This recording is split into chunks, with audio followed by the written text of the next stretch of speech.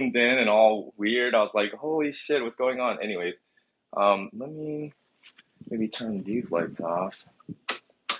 There we go. That way it's not so much light pollution in the background. Okay. Hello, guys. Today I'm gonna be grooming my personal dog, Weemy. Oh shoot, hold on, let me take this charger. And shoot, I'm just showing my entire messy room here. So we just got back from the dog park, and that's Weemy, my little Maltese Shih Tzu mix. He has a little Shih Tzu in him, but he's mostly Maltese. Passed out.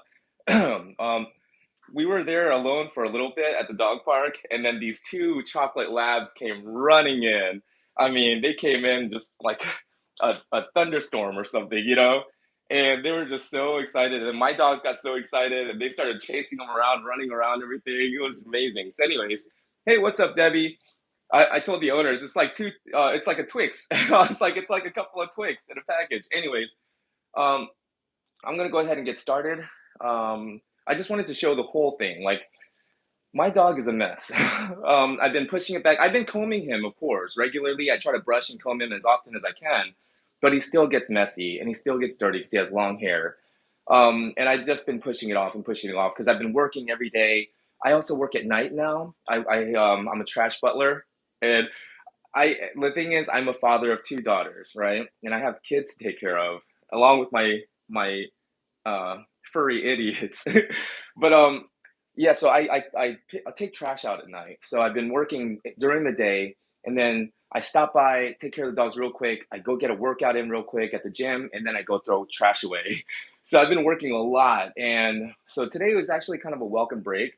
At first, when my client texted me and told me she had to cancel, I was like, "Oh no!" I was kind of counting on that money, But anyways, I understand her dog is not feeling well. Oh, they have to go to the vet.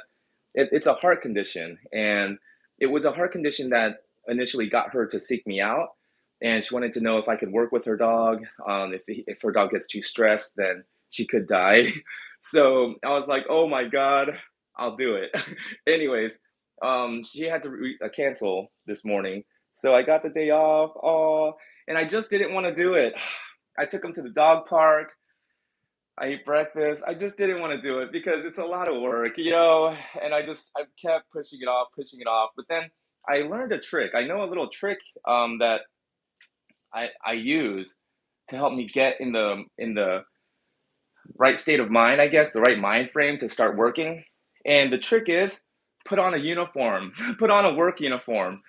So since it's my day off, I was thinking like I'll just groom him in my regular clothes, my jeans and t-shirt.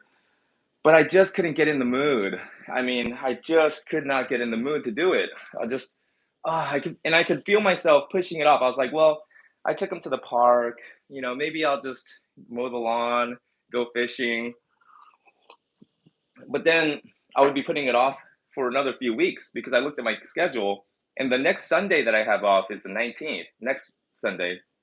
So yeah, I was just like, you know what? Let's just do it, right? But then I remember like there was a blog I even wrote about this, but I met a cop one time in a restroom, and this is not where that story is going. Stop it. Get your mind up the gut. Anyways, I met a cop in a restroom, right? And after we were both done with our business and we were washing our hands, I asked him, I was like, just out of curiosity, when you put that uniform on, does it ever change? Does it change the way you feel? I was like, do you all of a sudden feel like, more powerful or, like a protector or something? Do you feel different when you put that uniform on? And he just kind of looked at me for a moment and he goes, I never thought about it, but I do. Yeah. He was like, whenever, like, and when I'm in my civilian clothes, and he was like, when I'm walking the streets or anything, I'm in a different state of mind. I'm not in like work mode. I'm not looking around for threats. He was like, I'm just me. I'm just calm. But he was like, when I put this uniform on though, I literally feel different. And when I walk the streets, I'm looking for threats. I'm vigilant. He was like, it makes me feel like I'm a superhero or something. And I was like, no way. I was like, that's really interesting because I told him when I put my work uniform on, I feel different too. I feel like it's time to work, like it's time to make some art. I'm an artist. Um, so, anyways, it's just a rant. So, if you're ever in the like not in the mood to do something, sometimes changing your uniform, what you're wearing, and actually literally like wearing a uniform, you know, um, I don't know, like if you work at a fast food restaurant or something, put that uniform on, and get yourself in that state of mind to work. Anyways, away trash for this trash butler job. I found it on an app called Winolo, and so I wasn't really working for them. I was just taking a gig because they needed someone to fill in. And so I didn't have a uniform or anything. I just went and worked for the first few times I did it. And then I like to feel proud of the work that I do. So no matter what it is I'm doing, whether it's grooming a dog or throwing trash away, I try to do it in a way where the work reflects who I am. And I pick up the trash around the hallway. If there's trash in the parking lot on the ground, I'll pick that up as well. And they were so impressed. I guess they like me so much that now I'm working pretty much full time with them, and they gave me a uniform of a vest to wear, and like pads and everything, notepads. All of a sudden, I do feel like, wow, I'm a trash butler now, But anyways, and the crazy thing is, it takes me about an hour, hour and a half sometimes on a really busy night when there's a lot of trash out. Sometimes it takes me like 2 hours, right? I get paid $100. I was like, wow, like sometimes that's $100 in 1 hour. Like I'm getting paid when I think about it, I'm getting paid more to throw trash away than I am to groom dogs. But anyway, I groom dogs because I this is my passion. And I think that's why I'm being so selective now who I groom dogs for because mine and I can't groom dogs for someone I don't like.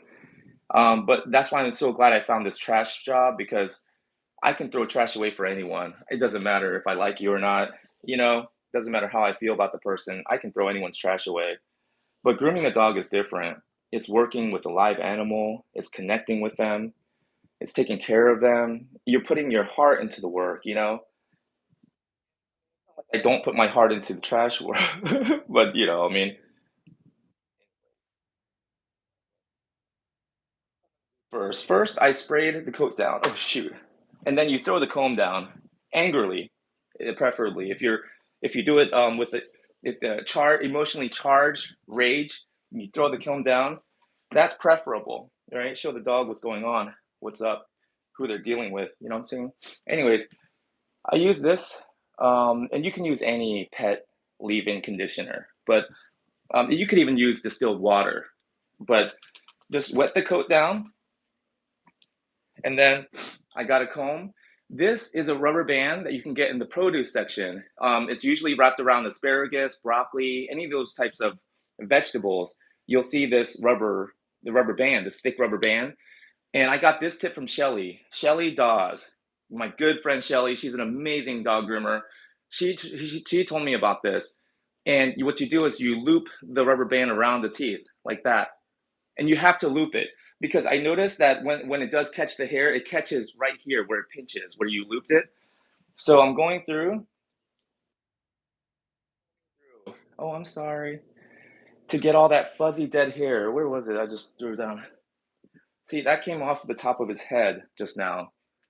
That's what I'm getting out. So he is dirty and he does need a bath. But the reason why I'm not just going right into the bath, oh shoot, my bad. Took that charger off. Is because all of this hair is still very dirty.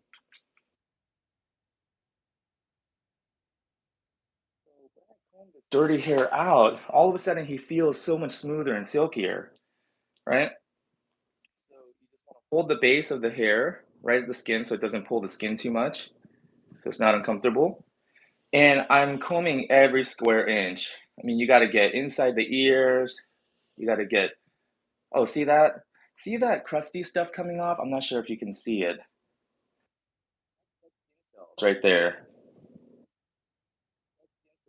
That I'm literally brushing off.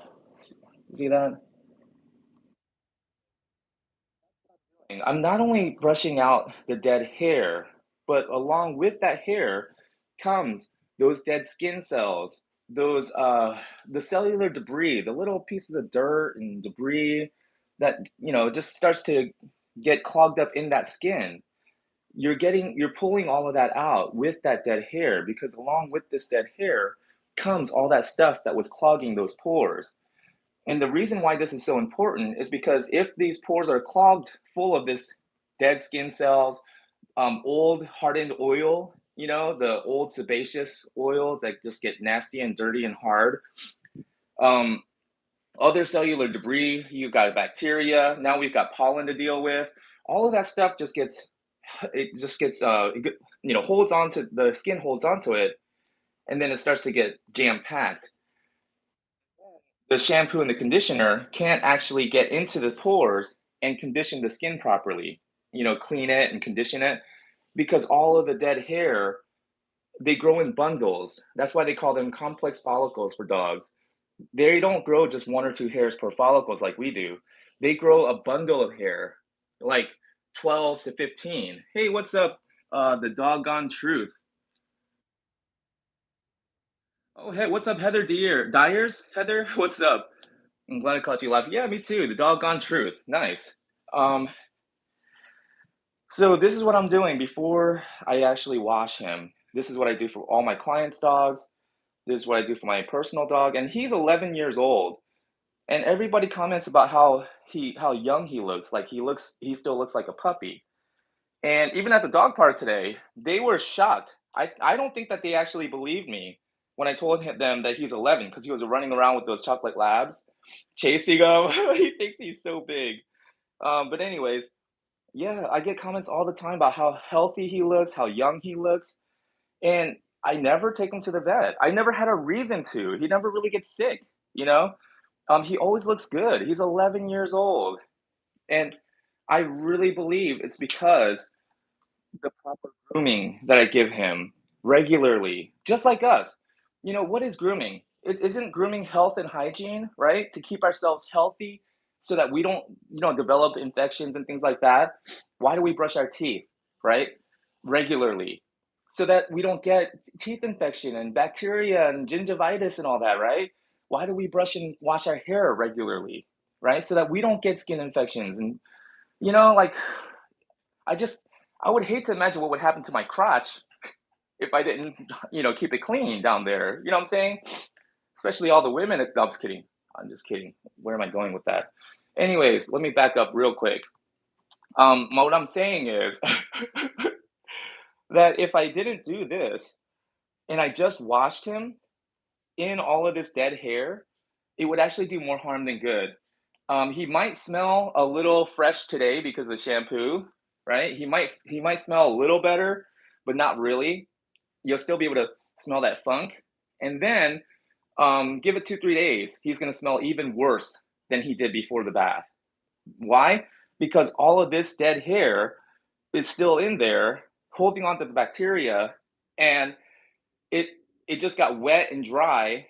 So after a few days, it's gonna start to smell real bad, and he's gonna start being dandery, rough, and just it's just gonna be nasty. And if he gets wet, you'll get that wet dog smell. Why? Because a lot of this dead hair is holding on to the bacteria, because hair is fibrous by nature. It's gonna absorb and hold on to whatever it comes in contact with.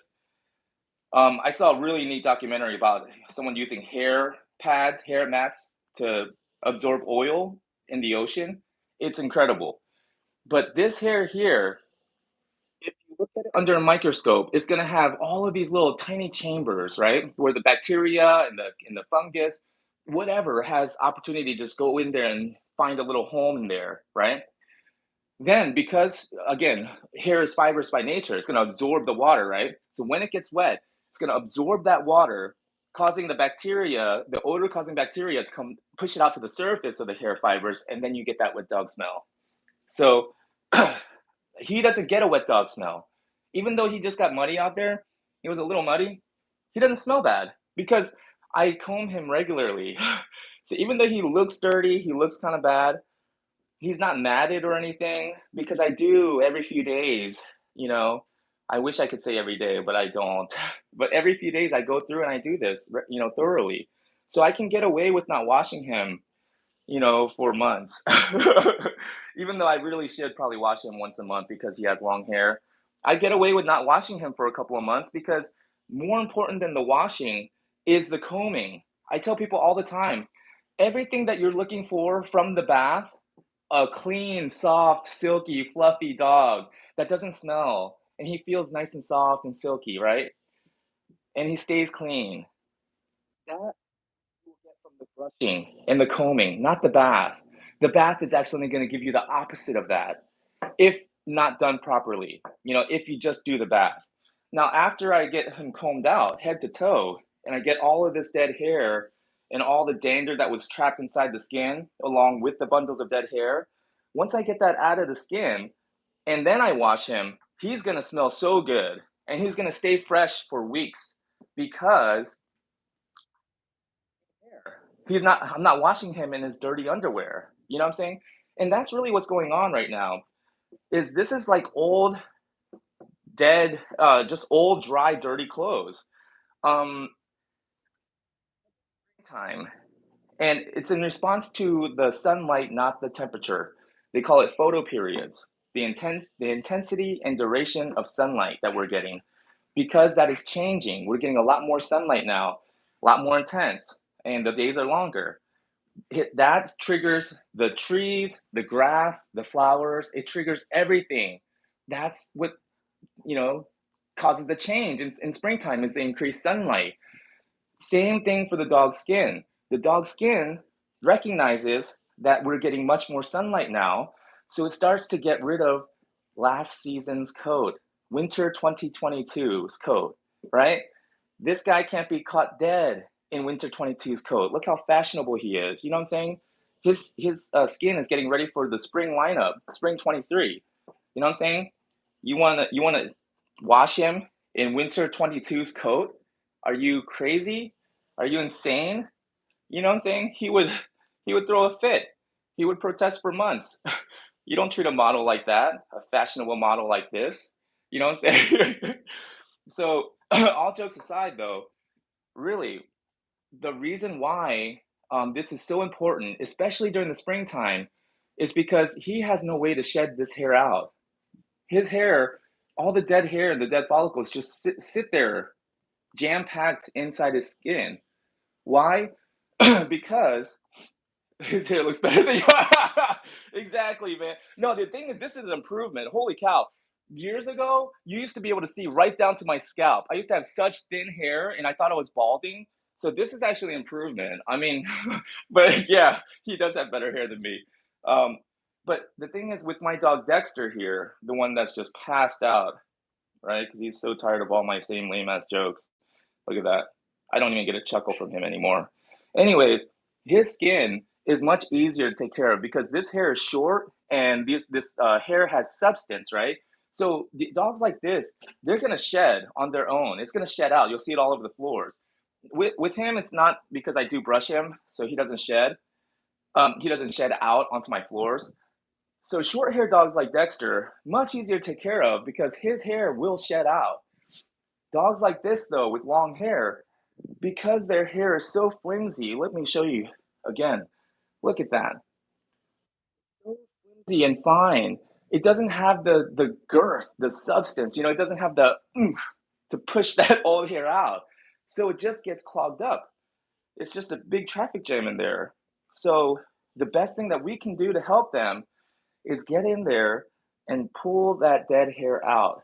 And when you do it with your hands, it's not really, you can't really feel it and it doesn't work. You got to use a metal comb.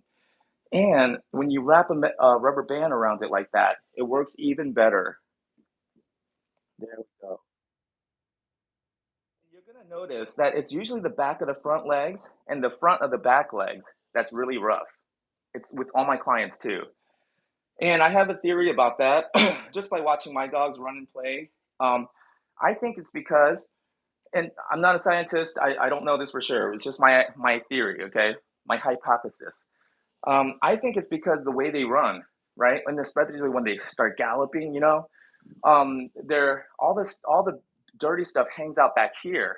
And the way that their hair grows, you'll notice that it grows this way, this way. So it's made to wick the hair, channel the hair away from the vital organs like the face and the head, the ears. And so it goes down like this towards the back of the front leg. And I think that's why the back of the front legs get so yucky and cruddy. And it's usually like the areas that get really bad, hot spots, matting, the front of the legs too, of course, because the legs are moving. But it's usually the back of the front legs and the front of the back legs that you want to concentrate on.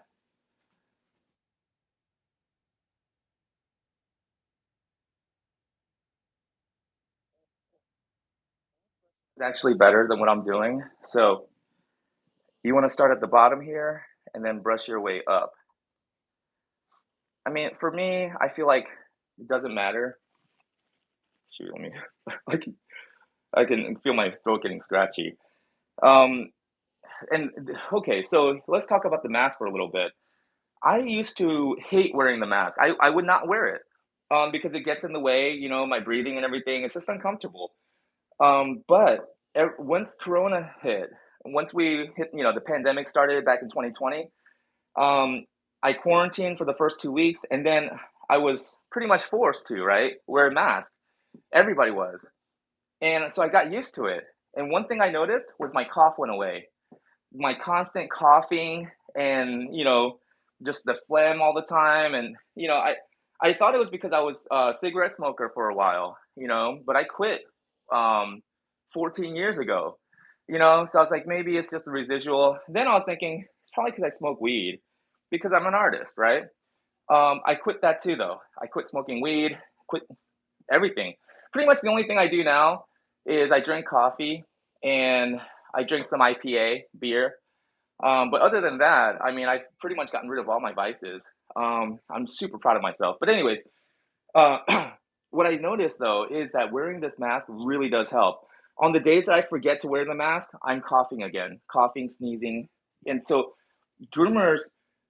It's a term. It's called groomer's lung, and a lot of people thought it was the force dryer, the dryer that we use to dry the dogs. The theory was that the particles being blown out of that dryer, that the high velocity air dryer, that those particles were in the air getting into our lungs, and that's what caused our lungs to go bad, have so many breathing problems. I honestly think that it's the dander coming from the dog's skin and their coat as we brush and comb it. I think this is actually the culprit because now that I'm wearing a mask when I groom dogs, I don't have that cough anymore. The cough went away. You know, look at that. See? And if you could look in there, if you could zoom in there, you would see all kinds of dander and specks and like just cellular debris, dead skin cells, all of that. This side is combed out. Oh, sorry, buddy.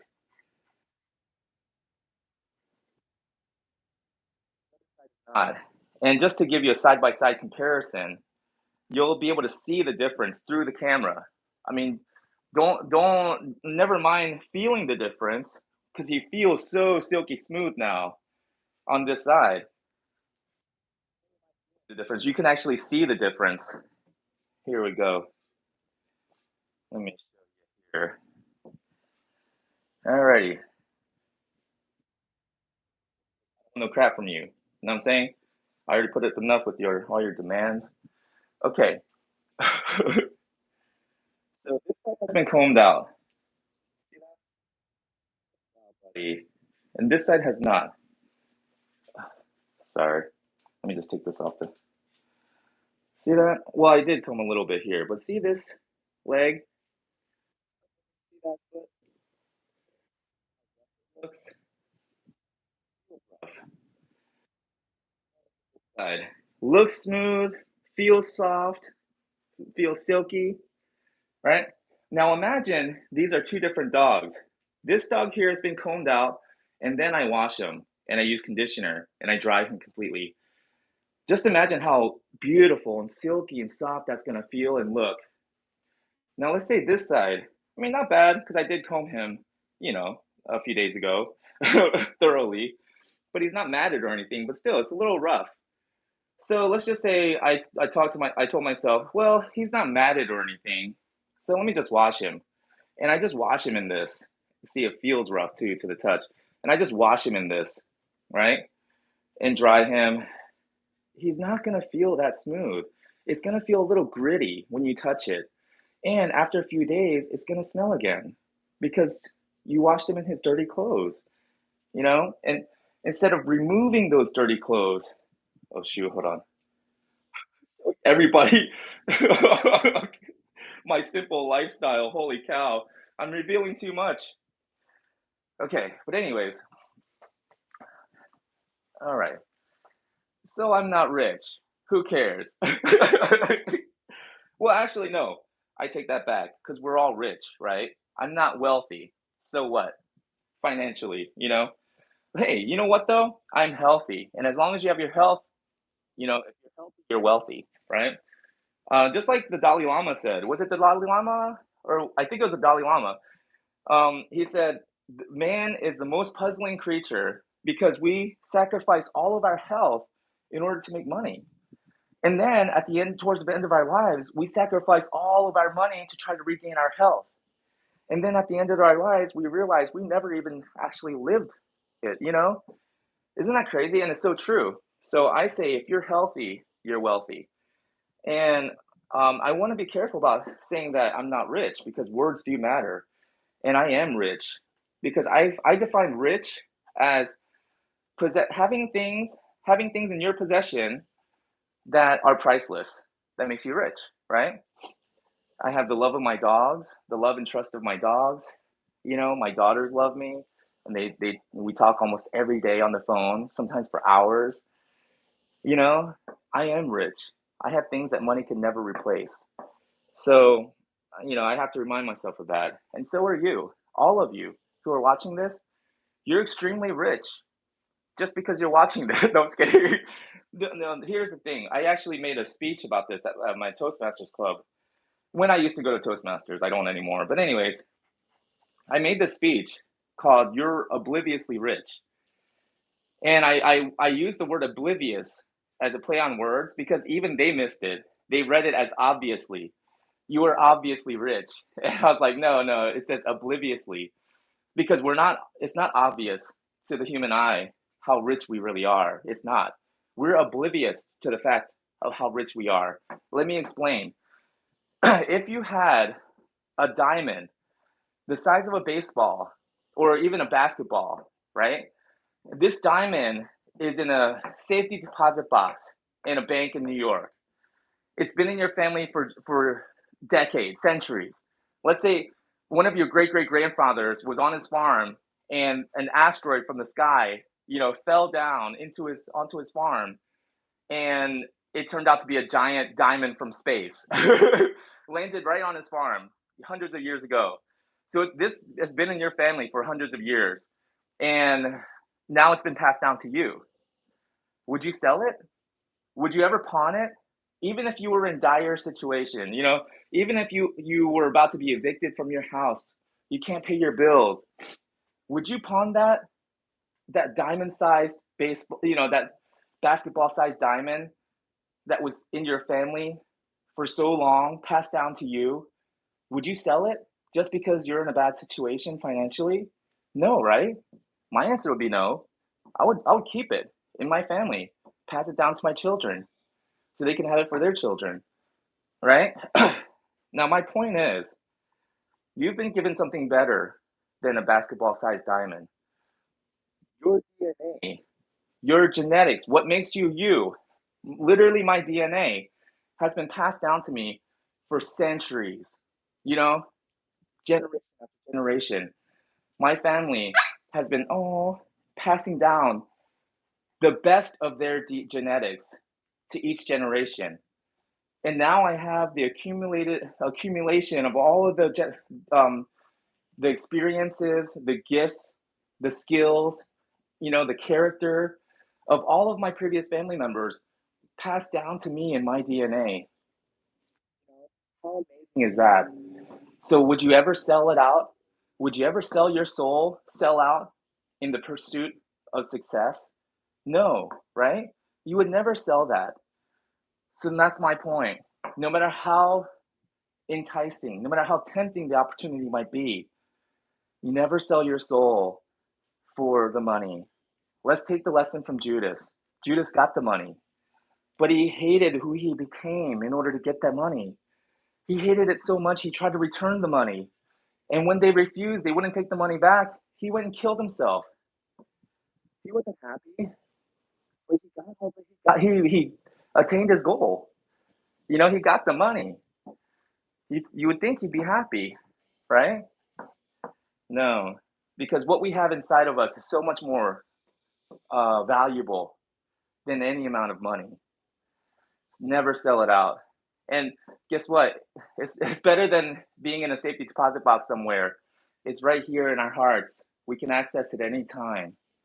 You know, we are all obliviously rich. We just have to realize how rich we are.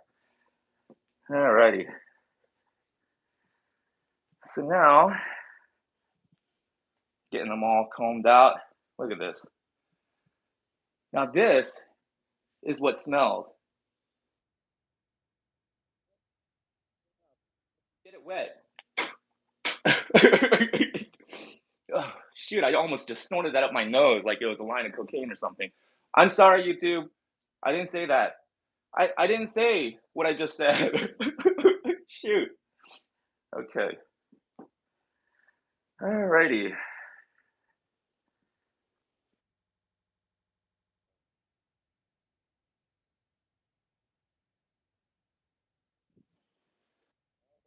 Them out. So this is, I believe, this is the most important part of the process when you're washing your dog. If you don't have time to do this, you don't have time to wash your dog. You know, do it another day.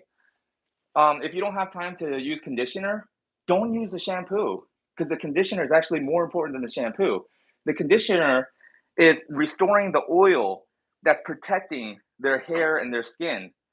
Without that oil, just like how we use lotion, right? Without that oil, it's like lotion for their skin and hair. Their skin and hair is left unprotected. So that's why, another reason why, about 2, 3 days after you wash your dog, they smell worse because you didn't use conditioner and you probably didn't comb them out like this. So, first, you want to comb them out thoroughly. Then, you want to make sure you have good conditioner made specifically for dogs. Um, I mean, I use several different kinds. I really don't think the brand really matters. I'm really not a brand loyal guy. Um, Honestly, I think that, you know, we underestimate the healing power of water. You know, I learned that SPA stands for Salud por Aquam. Thanks be to the water, right? Because that's what spa means, you know, like literally using water to heal yourself. And I think that sometimes we rely too much on chemicals and processed products instead of just, realizing how healing, how beneficial just water is, you know? But anyways, use a product that's safe for dogs, made for dogs. You never want to use Johnson and Johnson baby shampoo. I've even seen some people use Pantene. Like, holy shit, dude, Pantene's not even good for our own hair. Why are you using it on your dogs, you know? But no matter how gentle, no matter how mild the human shampoo is, our skin is a 7 on the pH meter. Um, no, our skin is a 5. I'm sorry. Our skin is like 5.5 on the pH scale. Their skin is more of closer to a 7, 6 point something, 7.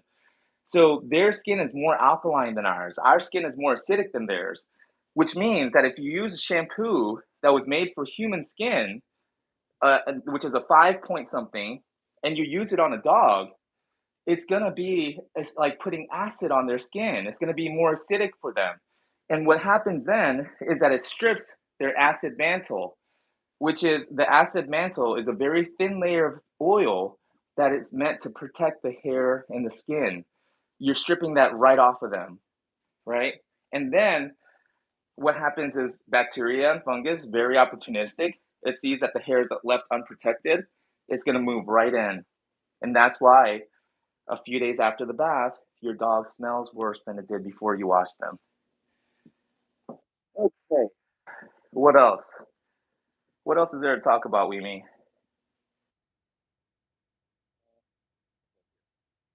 The legs is going to be, you know, kind of rough, especially during the spring and the summer. So the coat change, because I don't want to call it shedding, because a lot of people think of shedding with like short-haired dogs, how they shed.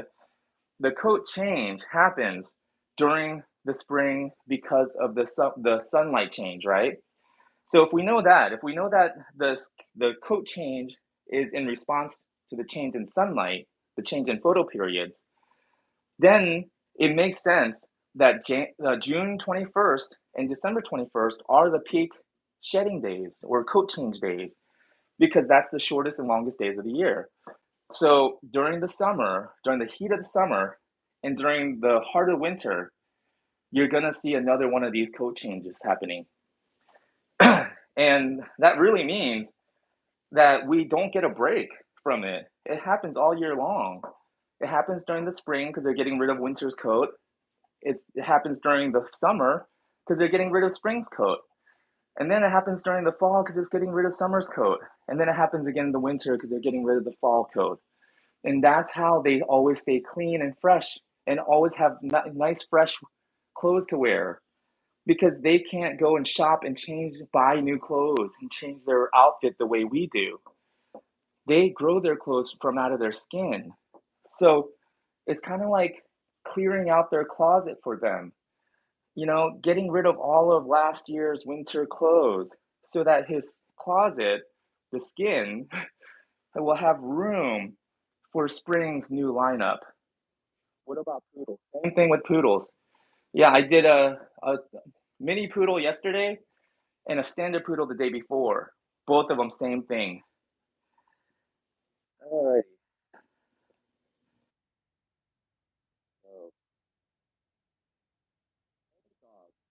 Any dog that has hair needs to be combed and brushed. This applies to every dog almost, unless you're talking about those hairless dogs. But even hairless dogs, you have to put lotion on their skin to protect it. You got to put sunblock. You know, there's no dog that has easy maintenance.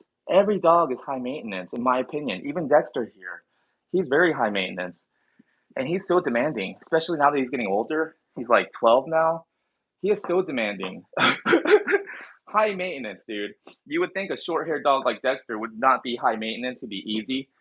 No, his ears are always bothering him and get dirty. I got to make sure his feet and his paws are brushed out often.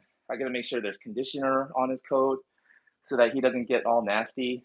You know, People ask me all the time, what's the easiest dog to groom?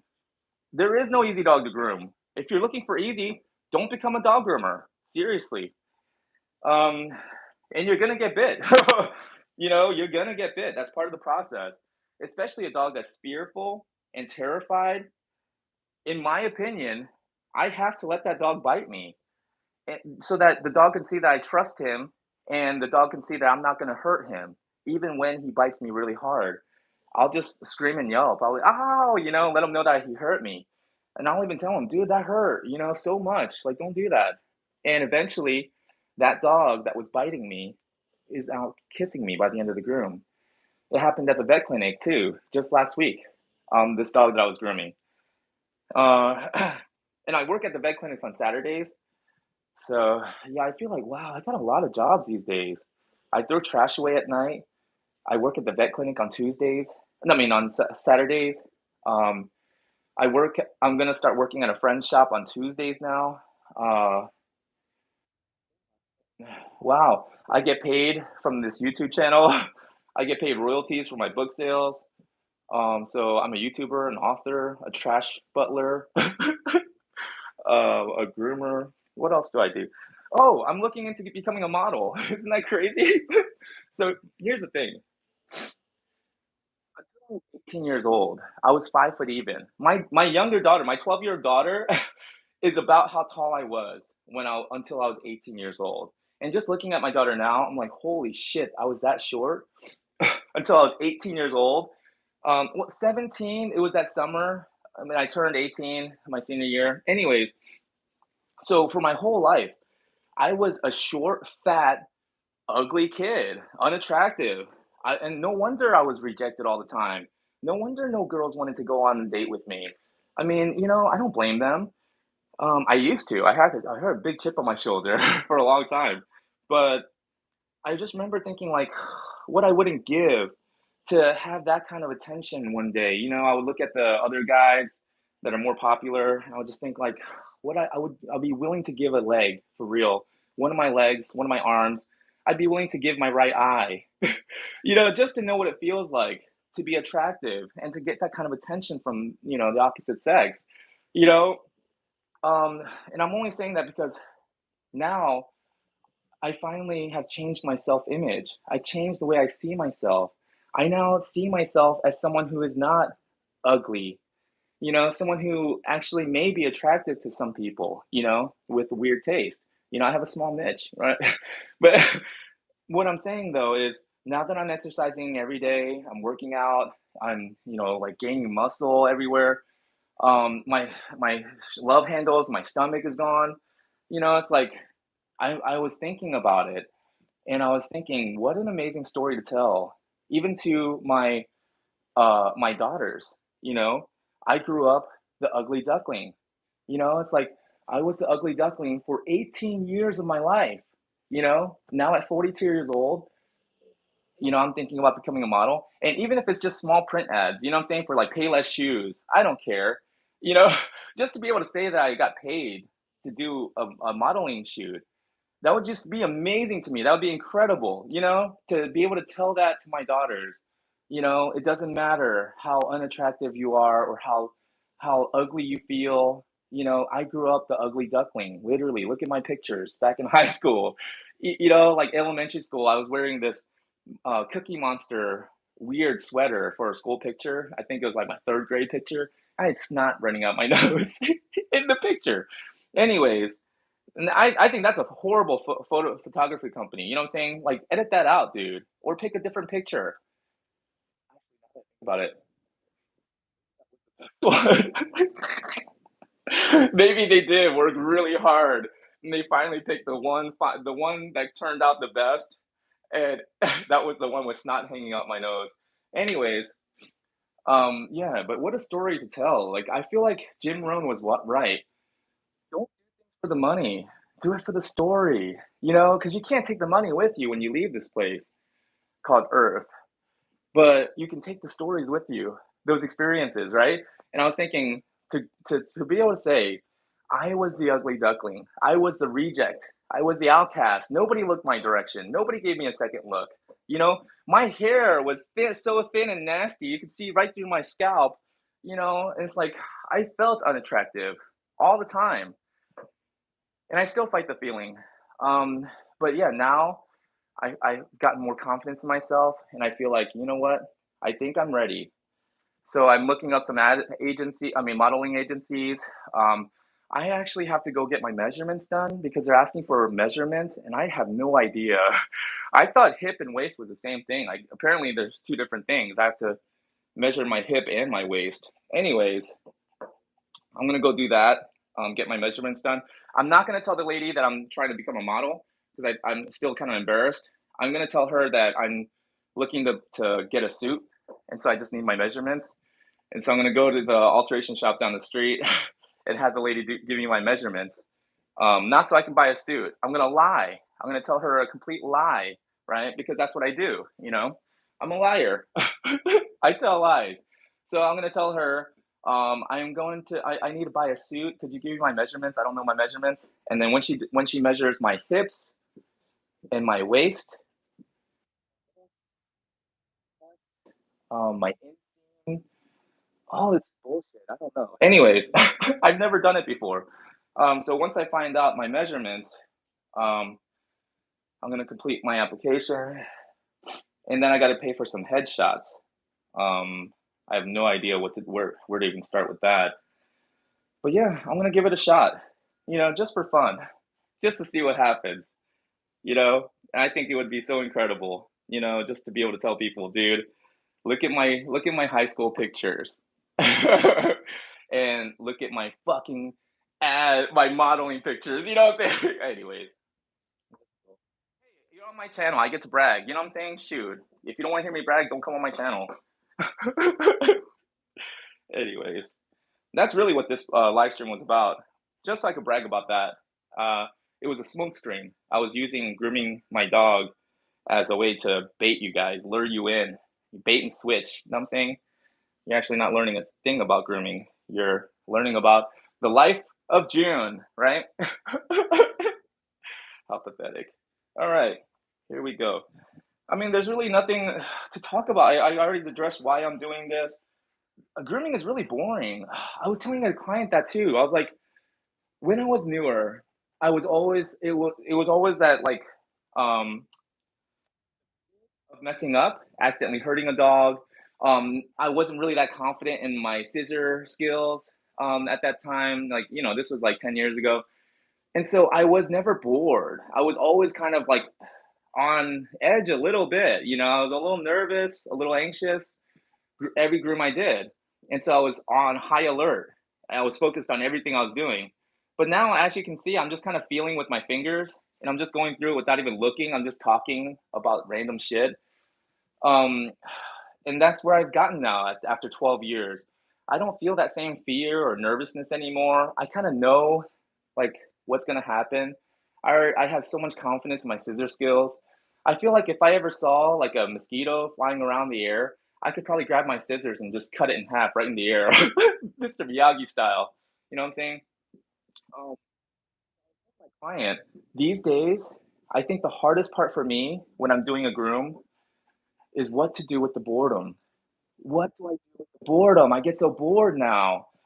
And it's like, man, I listen to podcasts sometimes, but if you heard one motivational podcast, you've heard them all. Uh, it just gets boring after a while. And then I'll turn on some music and sing. And even that, after a while, it's just like, I don't even want to sing anymore. Like I'm bored. It's like staying at this one spot and doing one task for hours and it's just repetitive. See that the same areas I went through, I got to go back through over because it's like raking leaves. It doesn't all just come up with the first swipe. These are dead. It's like dead leaves. It's dead hair. And so when you go through one area and it feels okay, and then you work on another area and you come back, guess what? You're gonna catch more dead hair. So it just feels like it's never ending, but it's not. It does slow down. Um, but it just feels so tedious for me. It just feels like I'm just so bored. I want to lift something. I want to pick up something heavy. I want to freaking break something. I want to, destroy. I want to crush. I am father. I kill. But I don't know. It's just like these days, it's training my mind to stay focused. Ask every time. And now that I'm kind of grooming more in secret, I don't share my grooms publicly anymore. The pictures that I take, I send only to the owners. Um, I did share one recently of Ozzy on my Facebook page because he just we've made so much progress. Ozzy was so like just ferocious, and he still gets a little nippy and he gets a little angry sometimes, but so much progress. And he's such a good boy now, so sweet. And he loves the grooming now. And so I just thought it was kind of memorable. And so I wanted to kind of document how much progress we're making with him on my Facebook page. So I did share that with permission from the owner. But yeah, these days I just don't. Even the poodles that I did yesterday and the day before, pictures go straight to the owners. Nobody else gets to see it because I'm an artist. And I feel like why was I cheapening my artwork by sharing it with the rest of the world when I have these paying patrons who actually value my artwork and they value me, they appreciate me, you know, they're literally the reason why I'm able to have, income to support my lifestyle. And it's like, why am I not making them feel valued the way they make me feel valued, right? So I feel like when I send the pictures only to them, and then they can decide to share it on their social media if they want to, or just their friends and family members. Because a lot of my clients, they're not even on social media. It's really weird. Um, but it makes sense. I think the wealthier you are, the less you should be on social media. Seriously, because of the judgment that you're gonna get. People are gonna judge you unfairly because you are so wealthy. You know, and there's gonna be envy, there's gonna be jealousy, there's gonna be hate. So I understand, I think, why some of my clients are not on social media, when they probably have every reason to be. But no, I get it. I think the more you have, the more responsibility you have to be careful with it. And that's why I'm so careless, because I don't have much. But I like it that way. One of my clients, she actually told me, she was like, June, you should be charging a lot more. And I told her the reason why I don't, my laundry, I'm doing laundry in the background. Um, I told her the reason why I don't charge $300, $400, it was basically what she suggested, because I charge 150. She was like, you should charge double that. And I told her the reason why I don't is because I value my freedom more than anything else. And for me, 150 is enough. It covers my bills and it sustains me. Enough is enough. And I told her 150 is easy for me to walk away from. If somebody is rude to me, or they disrespect my time, or they devalue my artwork, I will quit, and I'll pack up and I'll leave. I don't care where I am in the groom. I will leave it unfinished because I'm not even going to charge them. And I have fishing rods in the back of my truck at all times. So if anybody disrespects me, I'm gone. I don't care how much money they have. I don't care who they are. You know, I don't care what what kind of social status they think that they hold. For me, if you disrespect me, I'm gone. And I love that freedom. And I told her 150, easy to walk away from. And that's why I keep it at 150. Because if I raised it to 300, $400, now it's not so easy to walk away from. And I don't like the feeling of being owned by anyone. Right. I had several offers actually. People offered me several hundreds of dollars per hour. I think the highest offer I got so far was like $300 an hour to sell out and sell their products for them. I told them, "Hey, I appreciate it. I'm very flattered, but I got a better idea. How about you go fuck yourself?" You know what I'm saying? Fuck you guys. You know what I'm saying? Trying to use my platform and the trust that I built with my audience to sell shit. And what, you think I'm gonna do that for a couple $100 an hour? Fuck that. You know what I'm saying? So I don't I cannot be owned. I cannot be controlled because I'm a fucking artist. You know what I'm saying? And an artist, we're in a class of our own. You have the rich, you have the poor, you have the middle class, and then you have the artist, all in a class of our own. We cannot be controlled because the same things that motivate a businessman, a salesman, is not going to motivate me. That's that's my story. Thank you for listening. I'm almost done. See, as long as I'm still getting more of this, I know that I can't wash him yet. You know what I'm saying? I gotta do this until it slows down, until it actually feels soft and smooth there. And then, even after that, when I wash him, there's still gonna be more dead hair coming out in the bath. And then even after that, even after all the dead hair that I'm gonna find, or around the drain, that catches the hair. Even after all of that, when I dry him, there's gonna be more dead hair.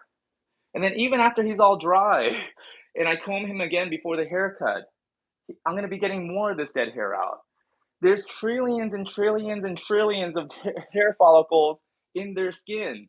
And guess what? Each of those follicles are growing about 12 to 15 hairs per follicle. So you can just imagine how much dead hair has accumulated in just a few days. Because I combed them out a few days ago, you know? This is, I tell people all the time, like, if you don't have time or the energy to comb your dog, do not get a long haired dog. It's a lot of real maintenance. I remember one lady was like, I'm looking for a dog that doesn't bark. I want a dog, but I don't want a dog that makes any noise. And I was like, you want a toy. You don't want a dog. Dogs bark, you know? What you want is a toy, breathing, being, a sentient live being, and not want to take care of it, not want to spend any time or effort. It's like I want a friend, a best friend that will always be there for me, that won't judge me and accept me, but I actually don't want to put in any effort or any work into the relationship. I want them to do all of it. You know, when sometimes when my clients, when I show them how much brushing is necessary and how they need to do this regularly for their dogs, they tell me like, oh, maybe I could buy something. Is there a spray I can? I was like, you can use a spray, but you still gotta comb it afterwards. And then one lady was saying like, because I was telling her, you gotta comb their feet out when it gets all muddy. You gotta comb it out and brush the dirt off. And she was like, maybe I'll get shoes. Should I get dog shoes? And I was just thinking like, can't you just brush it? Am I asking you to do something impossible? Can't you just comb it? Like, I just want to ask them sometimes, why did you even get a dog? For everything that dog would do for you?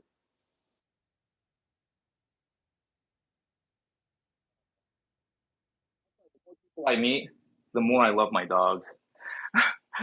People are generally full of shit and they're generally looking to use you for something.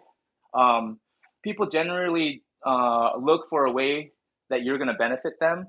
And if they can't see a way that you're going to benefit them, then they won't pay you any attention. Yeah, the more I learn about human nature and the way our brain works, um, we're all pretty narcissistic. All of us have it in us, but it's a scale, of course. Some people are more extreme than others. But even myself, I catch myself being a narcissist all the time. Like behaving like one, thinking like one, and I got to stop myself. I got to check myself. You know. But anyways, yeah. I mean, and I'm saying human beings are pieces of shit. I'm one of them. I'm one of them. I have to admit. Uh, yeah. So I don't know. The more I get to know myself, yeah, I become with the fact that I'm not a great guy, but I'm trying. You know. And the weird thing is, sometimes people will come at you and they'll attack you like, I thought you were a good person. And now you what? You have to defend yourself? You have to try to make yourself seem like you're not that bad of a person? No. What I do when someone attacks me, like when someone attacks my character like that, I tell them, you're right. I'm a shitty person, you know? And they'll say something like, "Ah, I thought you were a good guy." And I'll tell them, me too. I thought so too. Imagine my surprise. I'm not a great guy. So what? Conversation over. Let's move on. You know what I'm saying? Important to recognize that about yourself. Recognize I behave in a very asshole way a lot of the times. And I am an asshole. I try to deny it, but I've actually witnessed myself behaving like a complete asshole, especially when I get angry. So I have to admit to myself, yeah, I'm an asshole, a real asshole sometimes. Um, and that's not okay. But it is okay to accept it and understand it and then try to work on it and try to become better, so that I'm not such an asshole, especially around my kids. Oh my goodness. My daughters, they stayed with me from Christmas all the way to just about a week ago. I took them back up and they told me that they really are proud of me. They told me that they see a big change in me. I'm not on my phone all the time anymore. You know, I'm more present with them. And also when things happen that used to rattle me and it used to throw me into like a panic and I used to get in this frenzy mode and this reactive state and I would get angry. I don't do that anymore. I'm able to just ride the storm out, calmly ride the wave. And I treat it like a challenge now, like a game. See if no matter what's happening around me, let me see if I can keep my heart calm and go through this calmly. You know, And I did lose it a couple of times, but I was able to catch myself immediately. And I would apologize to my daughters immediately. I wouldn't wait till the next day or anything. I would apologize right then and there. I'm so sorry. Oh my God. Like I see how I'm acting, and I would take a deep breath and get myself back under control. And they were telling me how proud of me they are, like that means everything to me. That means the whole world because I know I'm an asshole.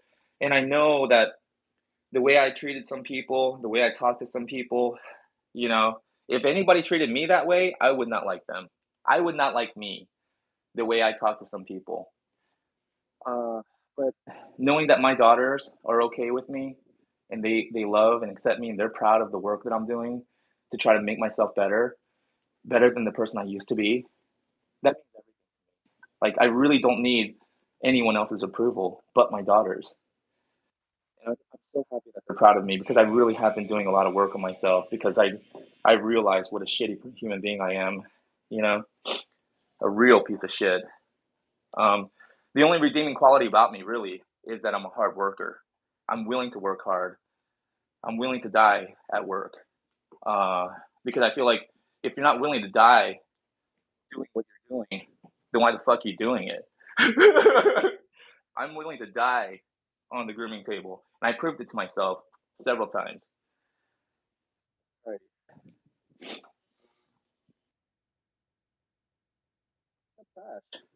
I treat it like a workout.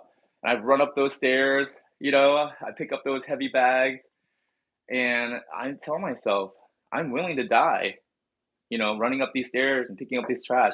Here, guess what? I have been getting so many people coming out and thanking me. Last night, um, the night before, an older couple asked me if I had already cleared out their building, and I told them that I had. And they're like, "Oh, I had some trash." And I was like, "No, I'll get it." I followed them back to their home, and I waited for them to get their trash. They gave me 2 bags, 2 kitchen, bags, and they thanked me, and they told me how much they appreciate the work that I'm doing for them. Last night, this little boy came out, and he told me that his mom wanted him to come out and tell me how much they appreciate my hard work. It's like, wow. So it doesn't matter what you're doing, even if it's picking up trash. If you do it with cheer, if you do it in a cheerful way and with a good attitude and you work hard, people will notice, And the residents are coming out to thank me. Like it's really incredible. It's an incredible feeling. It's like, dude, all I'm doing is just picking up your trash, It's not like I groomed a dog for you or anything, but I get paid more to do that. I get paid more to pick up trash than I do to groom a dog, which is crazy to me. I get more appreciation, it feels like. Well, not anymore. I've gotten rid of everyone who I feel like does not really appreciate or respect my work. I've gotten rid of them because, like I said earlier, this work is too meaningful to me. This is my passion. I'll pick up trash for anyone. It doesn't matter if you upset me or offended me. I'll still pick up your trash because it doesn't matter to me that much. But I will never groom a dog for someone I don't like. Because the work means too much to me, and I feel like I'm giving it away to someone I don't like. No, because again, I'm an artist. All right. So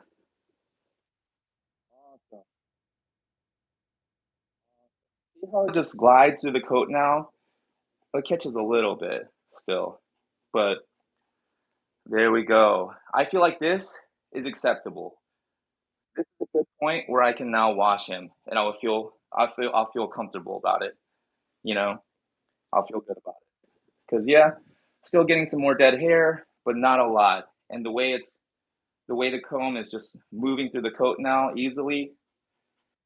Oh, it's not catching so much. Good job, Weemy. So, like I said earlier, everything you're looking for from the bath, all the benefits that you're trying to get from washing your dog, you're actually going to get it from combing your dog. Because now look, he was a mess earlier. I was actually pretty embarrassed about the way he looked. But now, look at him. Not only does he look soft and fluffy and silky and clean, but his color is back too. He's not yellow anymore or gray. Because if you notice the hair that I was holding up, it's all stained and discolored. It's like gray and nasty and yellow because it's old and it has no oil to protect it anymore. The fibers, the hair fibers, they have scales. They're made up of scales. And the older hair looks like a dried pine cone with all the scales opened up. The live hair, they look like the green pine cones where they're nice and still alive and sealed up. All those scales are sealed together. That's what the healthy hair looks like. And that's why the healthy hair still has all of the color. The white is bright white, the black is really dark black. And so by combing out, let me grab some of these, and you can see how discolored it is. Let me show you. Side by side against the coat, you can see the color, how nasty it is. And then look at this color, how clean and white it is. Clean, white, soft dog was always in there. It was just covered up by all of this dry, fuzzy, nasty hair. So when you comb all of this nasty stuff out, now you have this nice, soft, silky, clean, white dog. And now I'm not relying on the shampoo to clean the hair for me. This is nice, healthy, clean hair. I'm using the shampoo to clean the skin.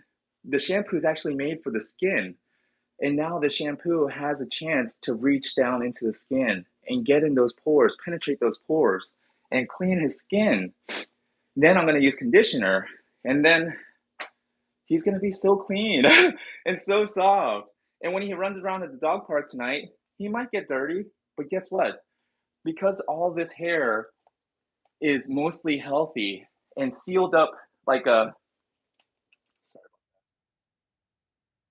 sealed up like a live pine cone, even though he might get dirty when we go to the dog park later, it's gonna once it dries, it's gonna fall off of his coat. He's gonna look clean again without me having to even brush him for a couple of days. Like every single day, this is happening. According to Kirk and Muller, Small Animal Dermatology is the book. They a normal average dog grows about 6 to 7 feet of hair a day collectively over their whole body, but every day they're growing 6 to 7 feet of hair, and that hair is replacing older hair that's dying every day. So this is a daily thing. So days because I'm doing a thorough job now. I'm gonna wash and dry him and use conditioner. For the next few days, he's gonna be just fine. Even if I didn't touch him with another comb, for the next couple days. But I could only get away with it for a few days. After that, I really do have to comb him to keep him clean and healthy. I really hope this helps just to see how much work goes in before I actually wash the dog, just so you understand why I put it off. So, no, I was kidding. Just so you can um, do it yourself. And that way, like, you don't, like,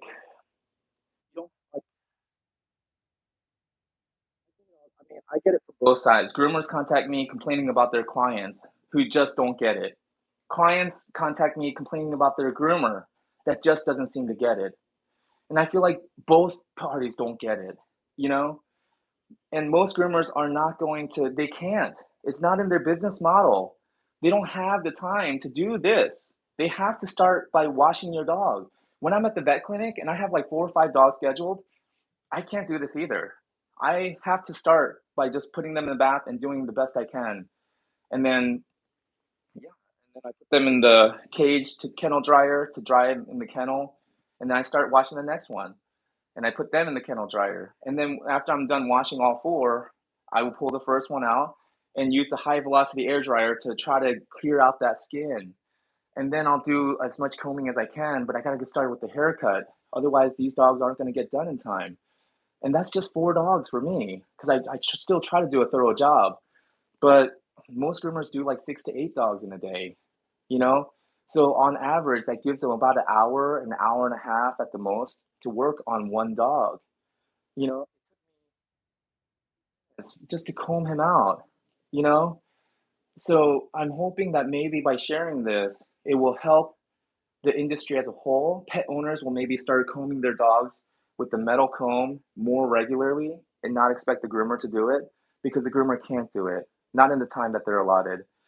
Unless we raise prices of all the grooms to like $200-300, so we don't have to groom as many dogs, then we can take our time and do it, which is kind of what I charge per dog.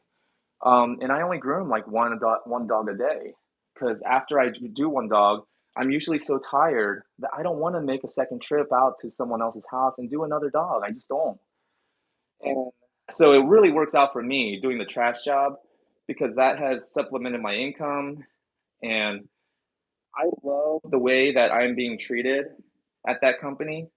I love the way they recognize my efforts, my hard work. I love the way the residents come out and thank me for doing a good job, and I love the pay. I'm getting paid like $100 for an hour of work, and it's a workout for me. I'm getting paid to work out, do CrossFit, you know what I'm saying? So, anyways, that's my story. I'm sticking to it. Thanks for watching.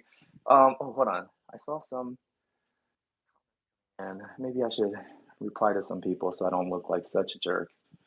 Um,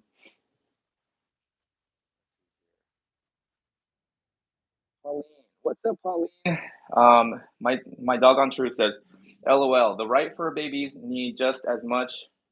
Oh, right. The fur babies need just as much. Oh, TLC as we do for longevity. Exactly. And I try to brush their teeth often. I try to do it after every meal, but I have to admit, his hair looks better than, yeah, I saw that one. Being pilled. That dang old dog got mud flaps. All right. Um, Being pilled says yummy. Probably saying yummy about some comment that I made earlier. Maybe he got a glimpse of my abs. Anyways, K Pepper says, "Hi June. I've been lurking once in a while. This is the first time saying hello. You are a gem, and so are you. Oh, thank you, K Pepper. Um, I'm trying to be the kind of person that you think I am. You won't guess it. Hi June. It's been a while. I hope you're well. I'm doing very good. Thank you so much. What about poodles? Okay, I saw that. Janine Rumker. Patricia. Hi, June. It's Patty. What's up, Patty? Patty from work? Is that Patty from Lilburn, VCA? No way. Patricia Juarez.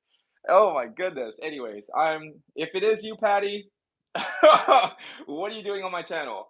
Janine says, do you put something on poodles' coats between grooms? Like I said, you could use any kind of leave-in conditioner, preferably something light, so it doesn't weigh down the coat. Um, let's see. Pet food computing. What's your thought about Furminator? Good or bad? Oh, the Furminator, it's good for certain situations. I wouldn't use a Furminator on his coat, no, but I would use a Furminator on my dog Dexter here, especially to wake him up. Shoot, I'll go through with the Furminator, wake his ass up. But yeah, I would use a Furminator on a dog like Dexter, and I wouldn't start with it either. I would start with the brush, and then with Dexter, I have like a really fine tooth comb that almost like a flea comb. And then what else would I use? Like a undercoat rake to get that, and then I go through with the Furminator. And tool for me. I wouldn't start with it. Let's see here. Cynthia Ingram says, "Hi June. Hey, what's up, Cynthia? Awesome. So I'm gonna go ahead and wash him. Here's a little tip about the washing. Warm water for shampoo, because the warm water relaxes the hair fibers, opens up the skin, and that helps the shampoo to get in there, really penetrate the hair and the skin and get it clean, give you a deep cleaning. Cold water, cool water for conditioner, because conditioner is trying to seal up those hair fibers now and close up the skin and protect it with oil. And with cold water or cool water, it's going to help close everything back up, tighten it up, and then you get the best benefits from using that conditioner.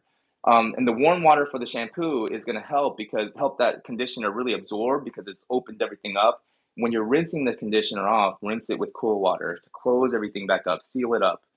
Also, spray the water in the direction that you want the hair to lay naturally. So if you spray the hair this way, which is okay for a poodle or Bichon, any type of dog that you want the hair to stand up, spray the water this way so it will stand up. But with the dog with long hair like this, and I like to keep it down, spray the water this way. Spray the water in the direction that you want the hair to lay. that where you're training the hair to lay that way. Just like if I wanted to create a part in my hair, I would train my hair, keep brushing it to train it to part in a certain way. What else? If you're gonna use shampoo, always use conditioner. If you don't have time for conditioner, then you don't have time for shampoo either. Um, Let the shampoo and the conditioner sit for at least 5 to 10 minutes because it's not our hands scrubbing that's going to do the cleaning. It's the contact time. It's the chemical bond that the shampoo makes with the dirt particles, the old oil, the sebum, um, all of that. It needs time to bond and make that cling, right? It clings to that old oil and the dirt. And so when you rinse the shampoo off, that's when the cleaning happens. When you're rinsing that shampoo off, that's had time to bond to all the dirt particles. But if you don't give it the time to make that cling, then you're just rinsing clean shampoo off your dog, and the dog's not actually clean. Same thing with conditioner. If you rinse it off as soon as you put it on the dog, it hasn't had time to really seal up that skin and fill up those pores with oil again. So you want to use good products, and if you're gonna use good products, might as well give it the time to do its job, right? To really work. So let the shampoo sit for at least 5 to 10 minutes. Let the conditioner sit for at least 5 minutes. You want to rinse thoroughly. A general rule of thumb is rinse for at least twice as long as it took you to lather the dog. So if it took you about 3 minutes to lather the dog, rinse them for about 6 minutes. Because you want to make sure they're thoroughly clean and rinsed. You don't want any residue left over because just a little bit of residue of shampoo left right here on the foot or something can eventually create a hot spot. So, irritation, skin irritation. So you want to rinse, rinse, rinse, and then rinse some more. Let the shampoo sit, let the conditioner sit. And this is the most important part, what you just saw me do. The hour of combing that I just did, this is the most important part. I now have a clean dog. He feels clean anyways, So the shampoo is going to clean the skin now. I'm not depending on the shampoo to do anything for the hair for me. I mean, the hair might be a little silkier, a little softer, of course, because of conditioner. But I'm not counting on the shampoo to do that for me. I already have a nice, clean, soft, silky dog, and his color is nice and white now. He's not yellow and stained. So this is the most important part. If you don't have time to comb your dog, you don't have time to wash your dog. Don't wash him. Seriously, it's going to do more harm than good. It would be better to put it off for another day than to wash your dog improperly. It's going to do more harm. It's going to cause more vet bills, more visits to the vet, and it's just going to cause lots of problems. And here's the crazy thing, because it's all happening on a cellular level, it happens so gradually.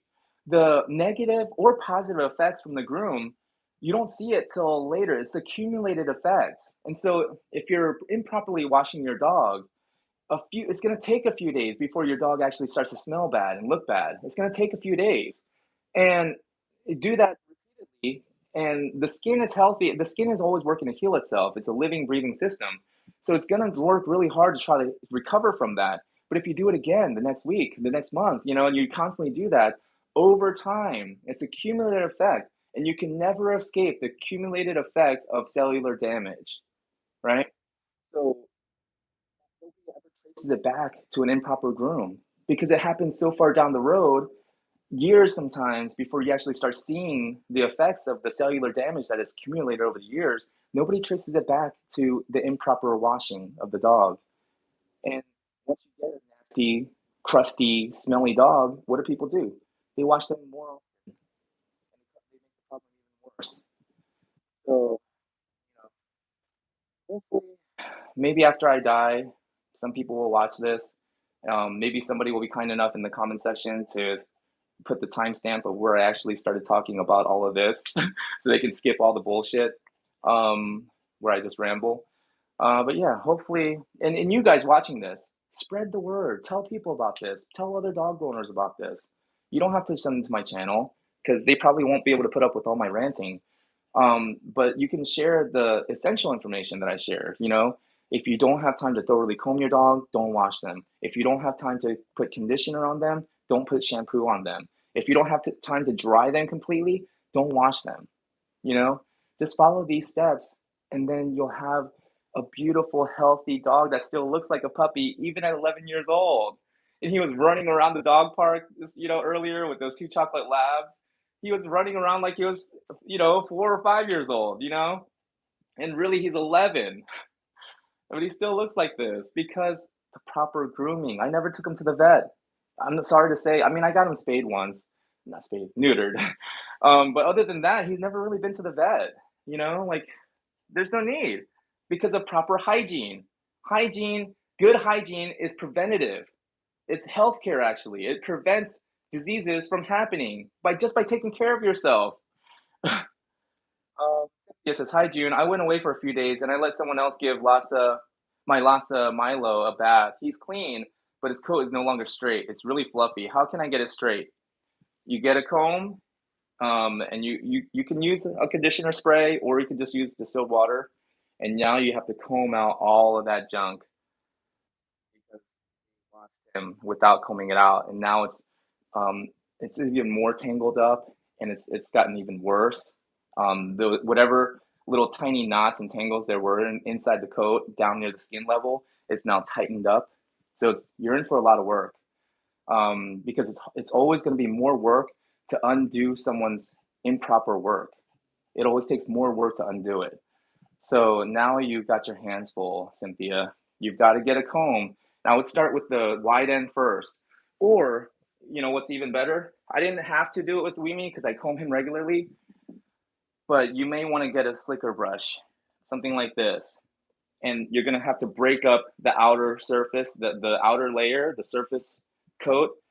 You're going to have to break that up gently.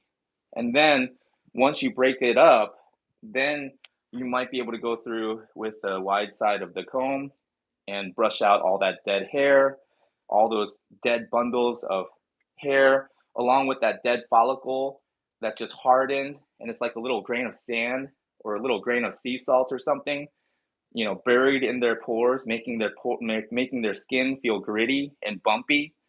You're gonna have to comb all of that out. There, whoever washed your dog, they didn't do this before they washed them. So now you're gonna have even worse smelling dog in about 2, 3 days after the wash. If they get stained, the stains will not come out. They're gonna look bad. They're gonna get dirtier, easier, faster. It's the stains are gonna stay there longer. They're gonna get more matted, faster. Um, it's just all bad stuff.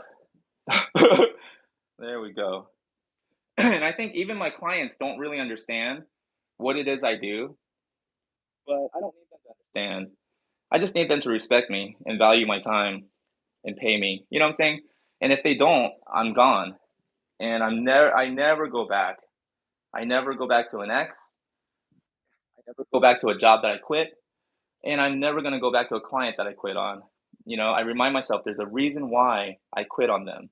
I'm not going to go back. And then when I don't go back, it's going to take maybe a 2 or 3 visits to another groomer that doesn't do this, and then they're really going to see the difference, and then they're really going to regret it. And then when they want to come back and have me groom their dog again because now they understand, it's too late because I've been trying to explain the whole time. And now you want it? No. I already feel disrespected. I already don't like you. And like I said, I can never groom for someone I don't like. Just like cooking is one of my passions, I love cooking for my daughters. But just because I love cooking and I'm passionate about it doesn't mean I'll cook for anyone. That's why I can't be a chef. Because if I'm at a restaurant and I feel disrespected, I know I won't be able to cook. Um, Cynthia, thank you. I'm thankful he's not matted or was matted before his bath. Thanks for your advice. Awesome. Thank you for sharing your knowledge. You're awesome. Thank you, Janine. Perfect. Well, I better get going. Get him a bath. Wow, it's already 1:30. Okay. I've got a lot to do, actually. I've been putting off a lot of things because I've been working so much. So today actually is a blessing in disguise. Like I initially felt like, oh no, this is a problem. I was supposed to work today, and the client just canceled on me this morning, the morning of.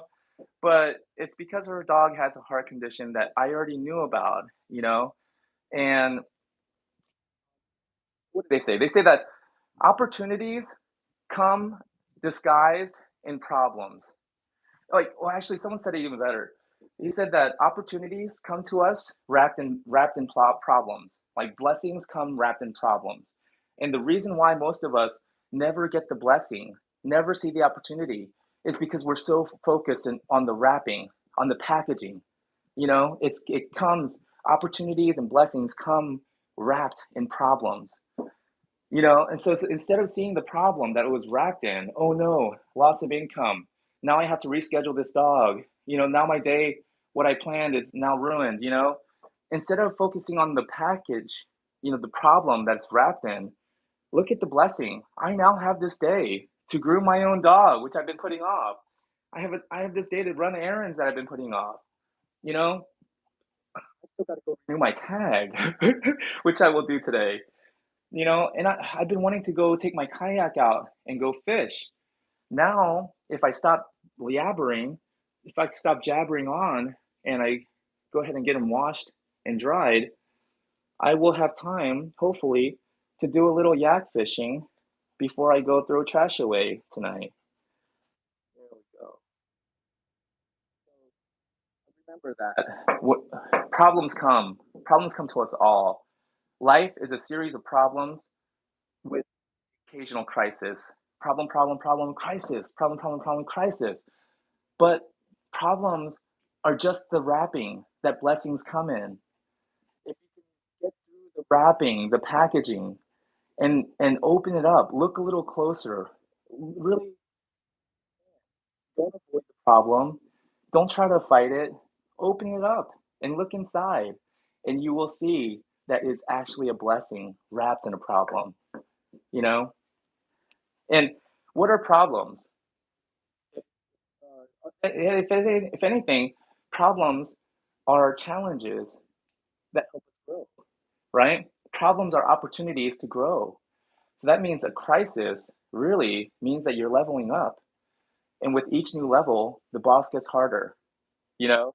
So if you're encountering really hard, really difficult challenges, maybe you're dealing with a crisis right now. Maybe you just feel like you know, dark clouds are just overhead, and you feel like you're in such a desperate situation right now that no one can help,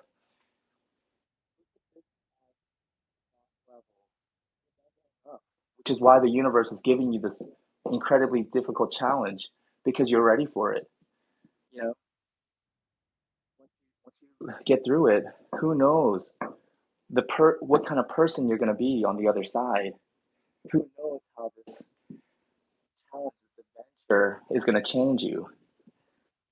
You know? All right, here we go. I am satisfied. There we go. Watch him for real this time. Been saying that for like the past 30 minutes.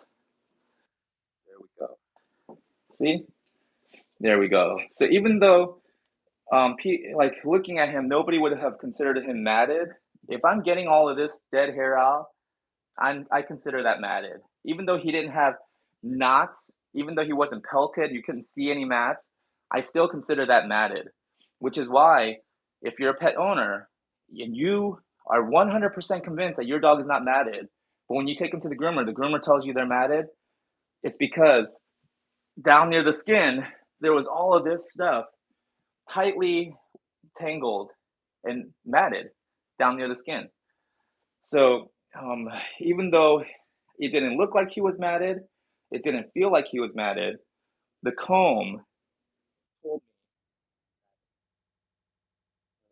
that's what groomer means when they say your dog is matted. If your comb cannot go through like this and it catches on tangled hair, those are mats. Your dog is matted.